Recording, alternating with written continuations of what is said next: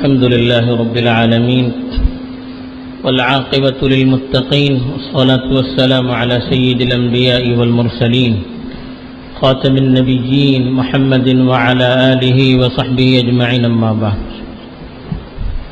میرے دینی اور ایمانی بھائیوں، بزرگوں اور دوستوں، زندگی کیا ہے؟ پانی کا ایک بلبلہ ہے. ایک شاعر نے کہا تھا، صبح ہوتی ہے، شام ہوتی ہے، عمر یوں ہی تمام ہوتی ہے. یہ زندگی کا خلاصہ ہے. دن اور رات اس تیزی سے گزر رہے ہیں، مہینہ ہفتوں کی شکل میں، سال مہینوں کی شکل میں اس تیزی سے گزر رہے ہیں کہ ہمیں پتہ ہی نہیں چل رہا ہے کہ ہم اپنی موت سے کتنے قریب پہنچ چکے ہیں، اپنی قبر سے کتنے قریب پہنچ چکے ہیں، ہمیں احساس نہیں ہو رہا ہے. آئے دن ہمارے محلے سے، ہمارے علاقے سے کوئی نہ کوئی اس دنیا سے رخصت لے کر اللہ کے دربار میں حاضر ہو رہا ہے. لیکن جس طرح سے احساس ہونا چاہیے، جس طرح سے سبق لینا چاہیے، وہ کیفیت ہمارے اندر نظر نہیں آ پا رہی ہے. سال پہ سال گزر رہے ہیں، ایک سال گزر جاتا ہے تو ہماری زندگی سے ایک سال کم ہو جاتا ہے، ہم اپنی موت سے ایک سال قریب ہو جاتے ہیں.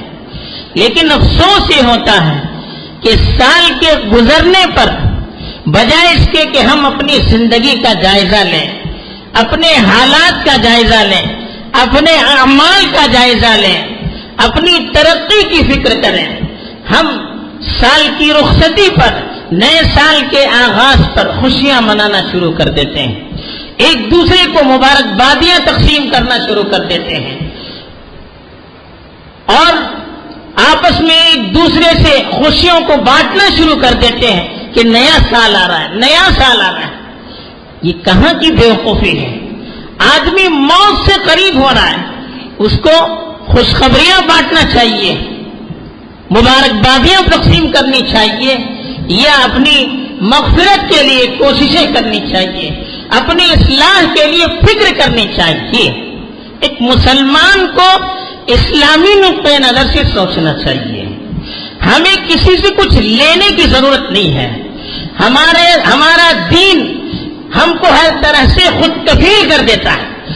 دین میں ہر پہلو پر ہماری رہنمائی کے لیے چیزیں موجود ہیں.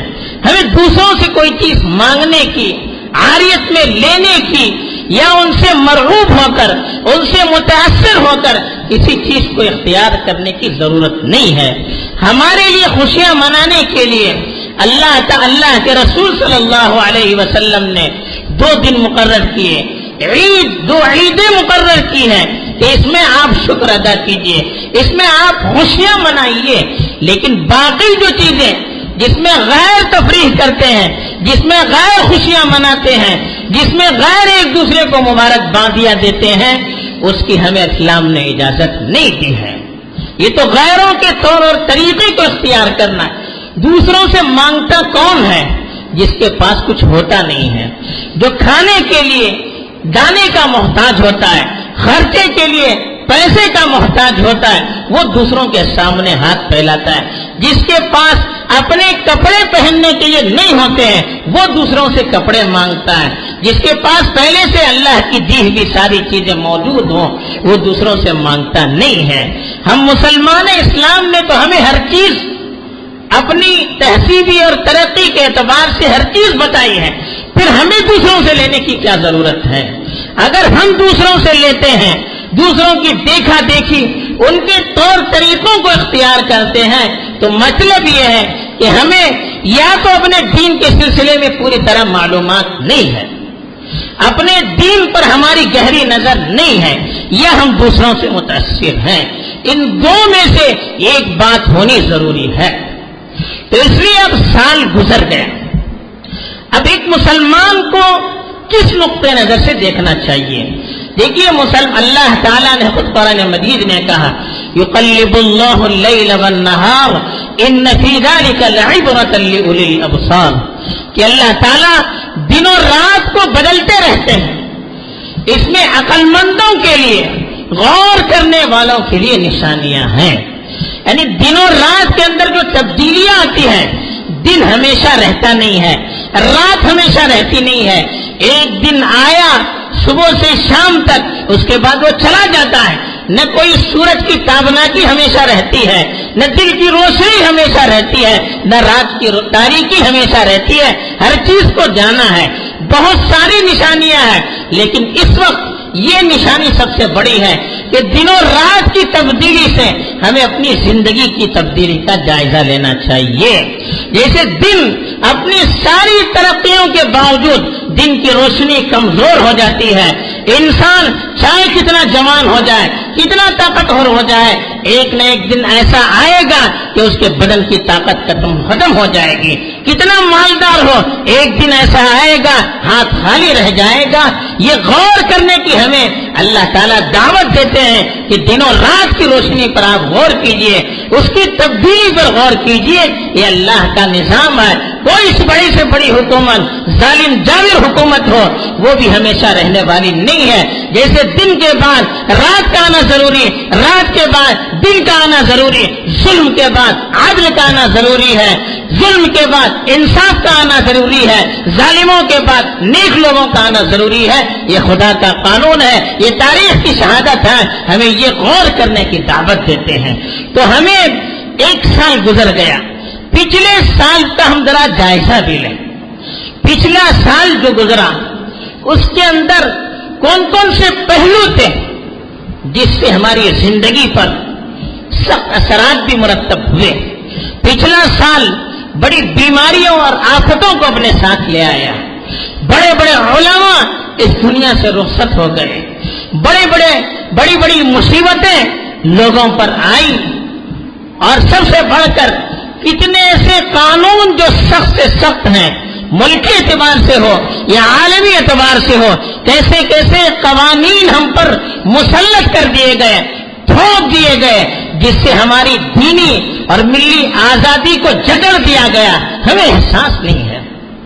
کیا کیا تبدیلی کے پلان مرتب کر دیے گئے، پورا تعلیمی سسٹم برباد کر دیا گیا، پورا نظام تعلیم بدل دیا گیا، جس سے جو دینی تھوڑی سی غیرت باقی بچی ہوئی ہے اس کو بھی کھرچ کر نکالنے کی کوشش کی جا رہی ہے، لیکن ہمیں احساس نہیں ہے۔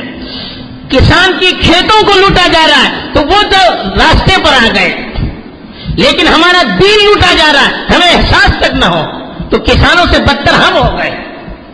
ہمارے پاس دین ہے، ہمارے پاس شریعت ہے، ہمیں بالکل احساس نہیں ہے۔ سال کی چیزوں کی ہمیں اس کا جائزہ لینا چاہیے۔ حدیث میں فرمایا گیا الکیس من دان نفسہ وعمل لما بعد الموت، عقل مند وہ ہے جو اپنے نفس کا جائزہ لیتا رہتا ہے، حساب کتاب لیتا رہتا ہے۔ جیسے دکاندار رات میں حساب لیتا ہے، مہینے کے آخر میں حساب لیتا ہے، سال کے آخر میں حساب لیتا ہے، تو ویسے ہی ہمیں بھی ہر دن بھی حساب لینا چاہیے، مہینے کا بھی حساب لینا چاہیے، سال کا بھی حساب لینا چاہیے، انفرادی طور پر بھی اجتماعی طور پر بھی کیا کیا چیزیں ہوئی سال کے اندر، اس کا حساب لینا چاہیے۔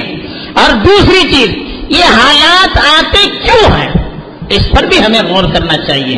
دیکھیے دنیا کا نظام الگ تب چلتا نہیں ہے، وما خلقنا السماوات والارض وما بینہما لاعبین۔ اللہ تعالیٰ نے خود فرمایا ہم نے زمین اور آسمان اور ان دونوں کے درمیان جتنی بھی چیزیں ہیں بیکار تفریح کے لیے، کھیل کود کے لیے پیدا نہیں کی ہے۔ یہ کوئی نظام اندھیر نگری چوپٹ راج نہیں ہے، اس میں اللہ کا قانون چلتا ہے، حالات کے اعتبار سے قانون مرتب ہوتے ہیں۔ اللہ تعالیٰ نے قرآن مجید میں صاف ارشاد فرمایا ان اللہ لا یغیر ما بقوم حتی یغیروا ما بانفسہم۔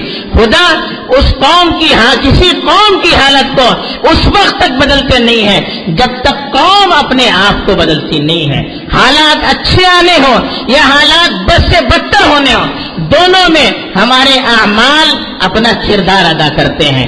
اعمال اچھے، حالات اچھے، اعمال بگڑ گئے، حالات بگڑ گئے، یہ خدا کا قانون ہے جو اللہ نے قرآن مجید میں ارشاد فرمایا ہے۔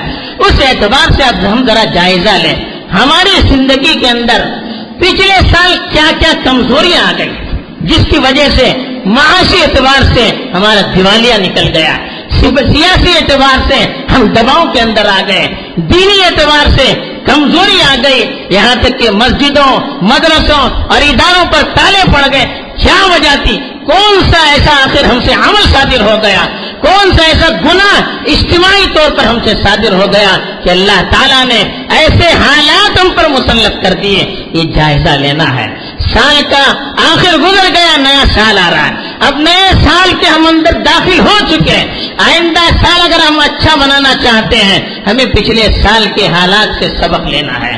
لیکن افسوس ہوتا ہے اتنے سارے حالات کے گزرنے کے باوجود ہماری زندگی کے اندر کوئی نمایاں تبدیلی نظر نہیں آ رہی۔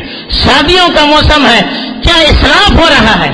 لگتا ہے کوئی حالات آئے ہی نہیں، معاشی اعتبار سے ہم پر حالات آئے ہی نہیں ہے، سیاسی اعتبار سے ہم پر حالات آئے ہی نہیں ہے، بالکل ایسا ہم بھول چکے ہر چیز کو، بالکل غفلت کا انداز، کھیل کود کے میدان آج بھی بھرے ہوئے ہیں، ایسا لگتا ہے کچھ ہوا ہی نہیں ہے، تفریحات آج بھی تفریح کی جگہ بھری ہوئی ہے، ایسا لگتا ہے کہ ہم سبق ہی نہیں لے رہے۔ آخر کیا وجہ ہے؟ کون سی چیز اگر آخر ہمیں اپنی غفلت سے نکال سکتی ہے؟ اگر یہ اللہ کی طرف سے آنے والے کوڑے ہیں، یہ اللہ کی طرف سے جو کوڑے ہم پر برس رہے ہیں، اگر اس سے ہم نہیں سنبھلیں گے اور کون سی چیز ہمیں سنبھال سکتی ہے؟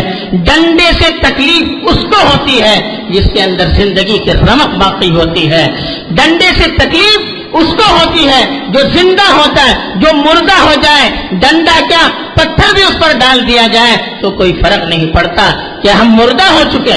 احساس ہمیں کرنا چاہیے یہ وقت سنبھلنے کا ہے، یہ وقت حالات کے بدلنے کا ہے، یہ وقت غور کرنے کا ہے، ورنہ اللہ نہ کرے، ہزار بار اللہ نہ کرے، اس جگہ پر کھڑے ہو کر کہنے میں زبان کب کب آتی ہے آئندہ کی جو حالات ہیں بڑے خطرناک نظر آتے ہیں، جو عزائم ہیں بڑے خطرناک نظر آتے ہیں، لیکن ہمیں اللہ سے امید ہے اگر ہم نے اللہ کو راضی کیا تو دشمن کے سارے منصوبے ڈھیر ہو جائیں گے۔ لیکن ضرورت ہے اس وقت ہمیں سنبھلنے کی، سال کے گزرنے پر حالات کو بدلنا چاہیے، جائزہ لینا چاہیے، آئندہ سال کو اچھے سے اچھا ہم کس طرح سے بنا سکتے ہیں اس کے لیے ہم ابھی سے سوچیں، انفرادی اعتبار سے بھی، خاندانی اعتبار سے بھی اور عمومی اجتماعی پورے شہر کے اعتبار سے، پورے ملک کے اعتبار سے ذمہ داروں کو بھی، قائدین کو بھی، علماء کو بھی، گھر کے سرپرستوں کو بھی اور معاشرے کے ہر